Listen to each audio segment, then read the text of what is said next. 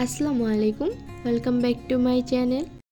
আজকে আমি আপনাদের সঙ্গে শেয়ার করব হাতে মাখা মৌরলা মাছের চটচটি। এই রেসিপিটা আমরা কম বেশি সকলেই পারি, তবুও যারা নতুন নতুন রাঁধুনি আছো তাদের জন্য এই রেসিপিটা। তো সর্বপ্রথমে আমি মৌরলা মাছের চটচটির জন্য নিয়ে নিয়েছি মৌরলা মাছ, আর কি কি ভেজিটেবল নিয়েছি সেটাও আপনাদের দেখিয়ে দিচ্ছি। এখানে আমি নিয়ে নিয়েছি 3 থেকে 4টা পেঁয়াজ কেটে, আর সাথে নিয়ে নিয়েছি একটা আলু কেটে। আলুটাকে ঠিক এইভাবে কাটতে হবে। আর নিয়ে নিয়েছি শুকনো লঙ্কা বাটা, আদা বাটা, রসুন বাটা। আমি রান্নাটা হাঁড়ির মধ্যে করব, তার জন্য একটা হাঁড়ি নিয়ে নিয়েছি। এবার দিয়ে দিচ্ছি কেটে রাখা পেঁয়াজগুলোকে, আর দিয়ে দিচ্ছি কেটে রাখা আলু। এবারে আমি দিয়ে দিচ্ছি মৌরলা মাছ। এবারে সব উপকরণগুলোকে দিয়ে ভালোভাবে মাখিয়ে নিতে হবে। দিয়ে দিচ্ছি 1 চামচ লঙ্কা বাটা, আর দিয়ে দিচ্ছি 1 চামচ রসুন বাটা, আর সাথে দিয়ে দিচ্ছি 1 চামচ আদা বাটা, আর দিয়ে দিচ্ছি 1 চামচ জিরে গুঁড়ো, আর সামান্য একটু দিয়ে দিচ্ছি 5 ফোড়ন। 5 ফোড়ন দেওয়ার কারণে কিন্তু রান্নাটার মধ্যে একটা আলাদাই সুগন্ধ তৈরি হবে। আচ্ছা, এবারে দিয়ে দিচ্ছি পরিমাণ অনুযায়ী হলুদ, আর দিয়ে দিচ্ছি স্বাদ অনুযায়ী লবণ। এবার দিয়ে দিতে হবে সর্ষের তেল। চেষ্টা করবেন তেলটাকে একটু বেশি দেওয়ার, তাহলে চচ্চড়িটা খেতে একটু টেস্টি হবে।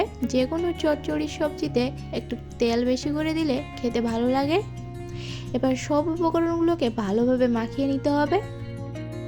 সব উপকরণগুলো আমার মাখানো হয়ে গেছে। এবার আমি এর মধ্যে দিয়ে দেব জল।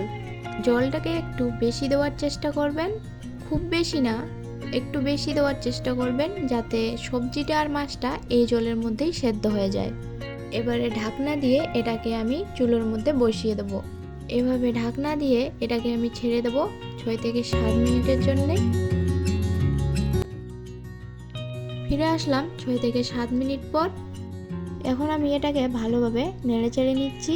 এভাবে ঢাকনা দিয়ে দিয়ে এটাকে রান্না করতে হবে, আর মাঝের মধ্যে একটু নেড়েচেড়ে দিতে হবে, যাতে করে নিচের দিকে কোনো দাগ না লেগে যায়।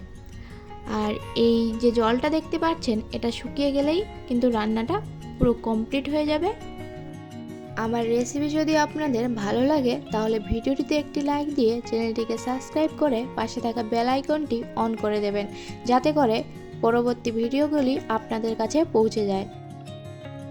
দেখতেই পাচ্ছেন জলটা প্রায় শুকিয়ে গেছে, আর কত সুন্দর হয়েছে দেখতেই পাচ্ছেন।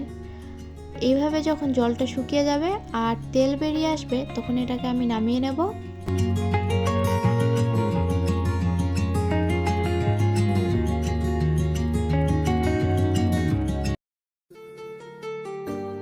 দেখতেই পাচ্ছেন কতটা লবণীয় হয়েছে।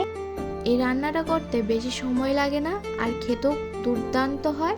আপনারা অবশ্যই বাড়িতে ট্রাই করবেন, আশা করি ভালো লাগবে। আর কে কোথা থেকে আমার ভিডিওটা দেখছো অবশ্যই কমেন্টের মাধ্যমে আমাকে জানাতে ভুলবেন না। ভিডিওটি যদি ভালো লাগে তাহলে একটা লাইক দিয়ে চ্যানেলটিকে সাবস্ক্রাইব করে আমার পাশে থাকবেন। সবার সুস্থতা কামনা করে আজকের মতো বিদায় নিচ্ছি। আবারও দেখা হবে নতুন একটা রেসিপির সাথে। ততক্ষণে ভালো থাকবেন, সুস্থ থাকবেন। আল্লাহ হাফিজ।